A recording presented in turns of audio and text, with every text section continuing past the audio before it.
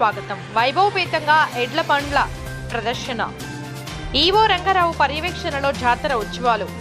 మెదక్ జిల్లా కౌడిపల్లి మండలంలోని తునికి శ్రీనల్ల పోచమ్మ జాతర ఉత్సవాల్లో బండ్ల ఊరేగింపు జరిగింది. జాతరకు వందల సంఖ్యలో భక్తులు తరలివచ్చి అమ్మవారికి మొక్కులు తీర్చుకున్నారు. అమ్మవారికి బోనాలను సమర్పించడానికి భక్తులు డప్పు చప్పుళ్లు, శివసత్తువుల పూనకాలతో నల్లపోచమ్మ అమ్మవారి నామస్మరణతో మారుమోగింది.